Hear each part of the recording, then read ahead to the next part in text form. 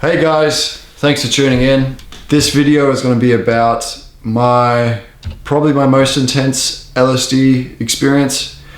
The highest dose I've ever done, which was my triple drop. The exact amount of milligrams that I did, I'm not sure. I know it was really strong acid.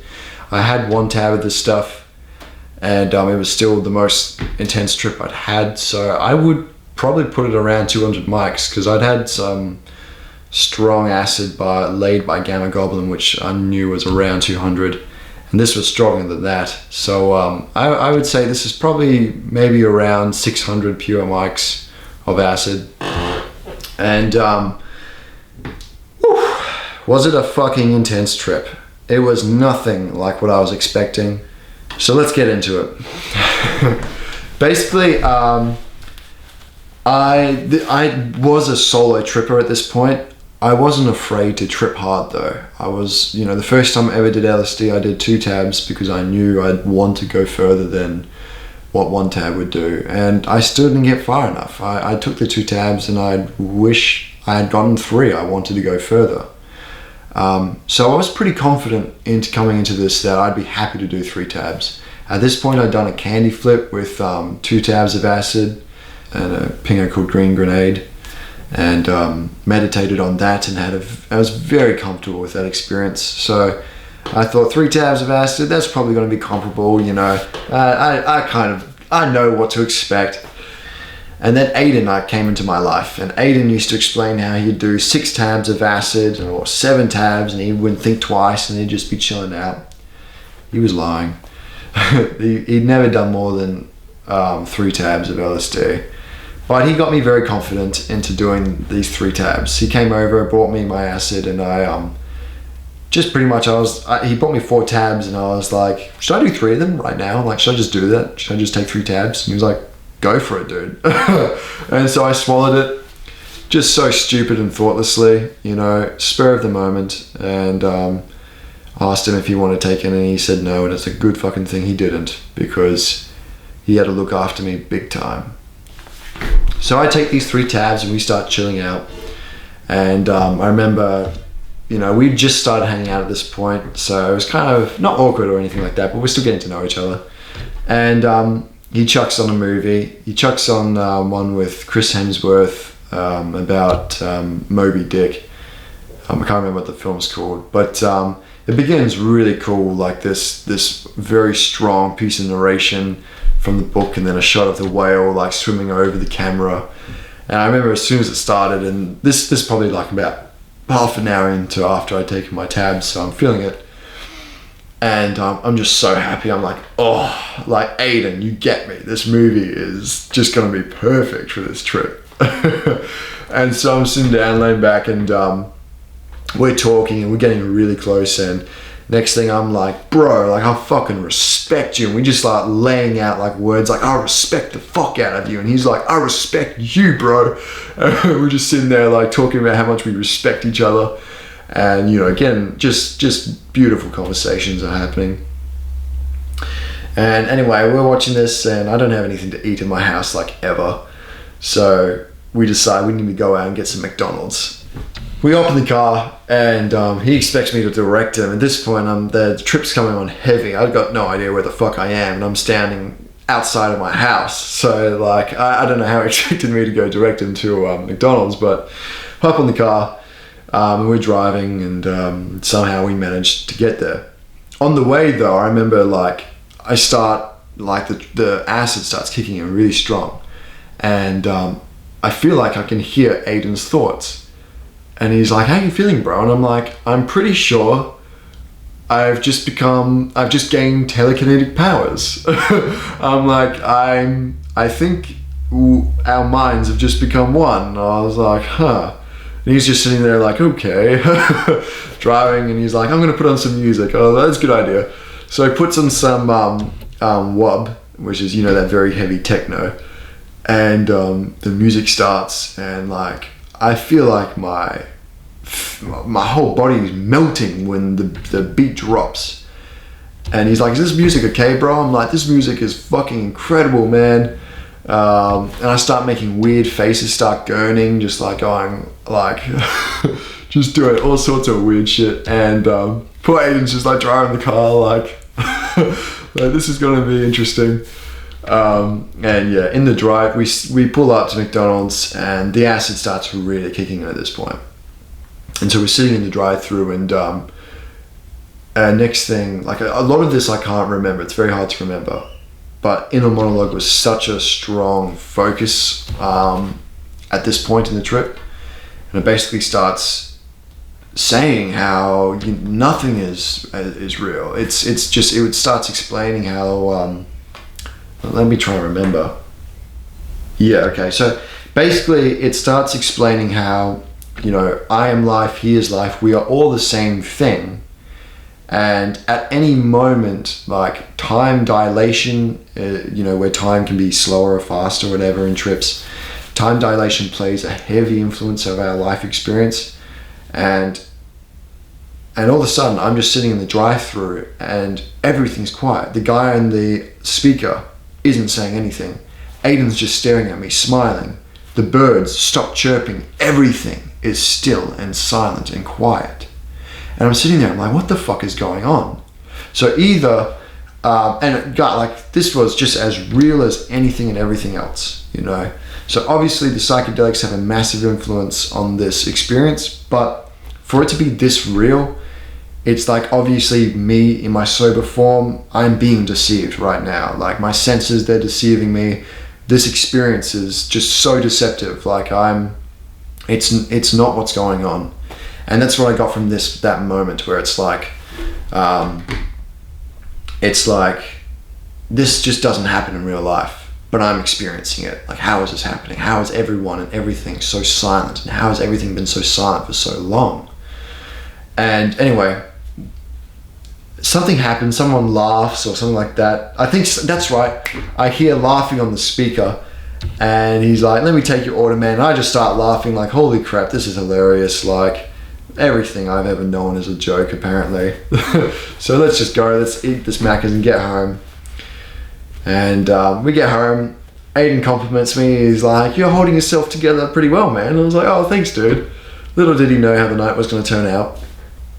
And we hop in, continue the movie, and I explain to him how I feel like I'm in a scene from Fear and Loathing in Las Vegas, as his whole arms like stretching out like 5 meters and bending around, and everything's bending and moving, and I'm like, wow, this is pretty cool, bro. I'm loving this. And then I get really comfortable around him, and I hop in the bathroom, and I'm like, dude, I know we're gonna be best friends forever, sort of thing. I take my pants off. I just get naked. I'm like, I could even get naked in front of you. I don't give a fuck. And yeah, unfortunately the acids start kicking in stronger and stronger, and it becomes less fun. Aiden doesn't really know what's going on, and I get like, not rough, but like I try and pat him on the head, and I hit him on the head. And the scene gets just a little bit more uncomfortable, and Aiden realizes I'm not handling this acid very well at all. Or at least my mind's fine. My mind's thinking, this is the best time of my life. But it started getting very strong. Like I should explain, this is a trip that caused me trauma for like 2 weeks. I mean, I say 2 weeks. It caused me trauma for quite a while. And I've had to work hard to get to the mental point I was in before I took these 3 tabs. I got some serious depression, or not depression, but sadness after this. So anyway, I decided for whatever reason I need to go outside. I think for a moment I believe that I'm being filmed, that everyone around the world can see me. I've just become famous, and I've just become this chosen person.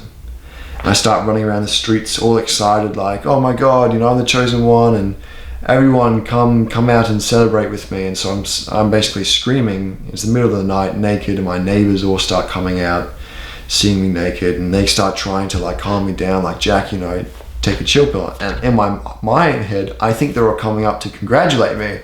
So I'm really happy to see them all. I'm like, fuck yeah, it's good to see you guys. And I'm just standing there fucking naked. Apparently I had a boner on. Aiden was saying. So I don't know, but it was a very distressing scene for them, no doubt. And so they call the police. One of my neighbors calls the police. I think Aiden calls an ambulance. While this is happening though, this voice in my head, and the reason why I think I'm the chosen one, stuff like this, it just, this realization of how life works starts like coming to me. It's like people get bogged down by what they call reality, and they start thinking that they have to do these things that they don't want to do. And the voice is like, you don't have to do anything you don't want to do. It's like, you can be happy or you can be sad. That is your choice at every and any moment in life. And it just starts coming through in this very beautiful, real way. And I'm just feeling some super pleasure and joy being pumped through me. And so anyway, the voice then continues and is like, well, Jack, if you think this is strong, it's about to get a whole lot stronger. Once you go back inside into your house, once you take a seat on your couch, you're going to enter a white light, which is going to take you forever and ever. And I had this very profound understanding of what this white light was going to do to me. And basically what it felt like was Heaven's Gate. It was like, you walk into it, when you approach and enter this white light, you're dead. You're no longer Jack, you're dead forever and ever. And it started basically explaining how it's like, this is a very, very rare experience for people. It's like, but you know, it's also extremely intense. Just be ready, but it's okay. Everything's fine. I'm a little bit scared and I'm like, is it okay if I bring Aiden with me? And it's like, sure, you can bring anyone you want. And so in my head, I just picture me and Aiden walking side by side, stepping into this white light. But of course what happens is I don't go inside. I keep staying outside, and eventually the ambulance comes. And the cops are there, and you know, they basically take me and they put me inside, and luckily I'm not violent or anything like that. And as I'm laying down inside the ambulance, I think they're all there to celebrate and congratulate me. Like, I'm just like, thanks God, I'm so happy to see them. And the acid then starts getting stronger and stronger. They put a anesthetic in me, put me out, but it doesn't put me out. I then remember being pushed through the hospital, and I can't think in the human language anymore. All of a sudden, all I can think is 1 or 0. My mind totally becomes binary code. And so I'm like 1 0, 1 0, 1 0. And that's all I can think. And subconsciously, I'm actually, and I'm aware of this, so kind of not subconsciously, but I'm trying to break through binary code. And I believe that eventually I'm going to say something that's between 0 and 1. And so as fucking insane as it sounds to be able to think 1 and 0, I'm actually pretty calm and pretty chilled and just being patient and just thinking 1 0, 1 0, 1 0, 1 0, 1 0. This is going to stop and eventually I'm going to break through this. So at no point in this trip at all did I have myself a bad experience. For me, you know, it's what many people would call a psychotic breakdown, but for me it was just caught between an ego death and reality. And I wasn't in an environment where I could totally submerge myself. I'd smoked weed with it, and I hadn't smoked weed for a long time. So obviously that played a heavy influence in the power of the acid. But it wasn't at all my most intense trip. Oh shit, sorry guys. I forgot to mention the white light. So yeah, as I was saying before, how I was imagining this white light that was going to kill me and whatever. That never happened. And instead I was put out, taken by the hospital, awakened in the hospital. And I kind of just thought how I'd been fooled by this whole trip. But then I took DMT a couple of weeks later on the couch by Aiden, and next to Aiden, and my experience on the DMT was exactly as the acid foretold it to be. I was disintegrated by a white light, near-death experience forever and ever. I've done a DMT trip report. If you haven't seen it, you can give it a look. But yeah, so that's basically what happened. I woke up in hospital, just naked, thinking, what the fuck have I done? Aiden's next to me. Poor bugger's just kind of like in like shell shock, like, wow. And he felt bad because, of course, he'd lied to me about the dose of acid he's done before and gave me a lot of confidence for me to do 3 tabs, which I obviously was not prepared to do. And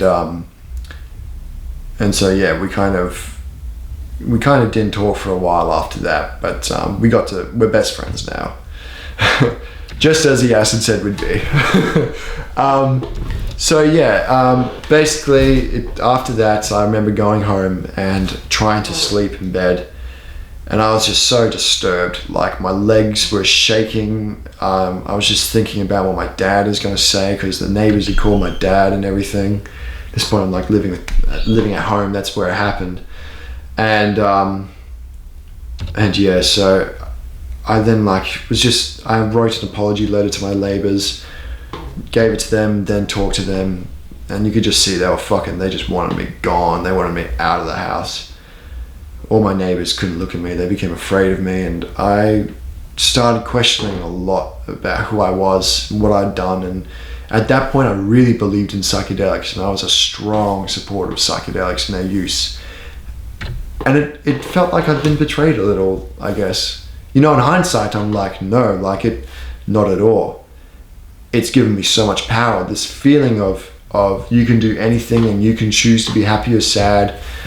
That's been a great influence in the decisions I've been making at current.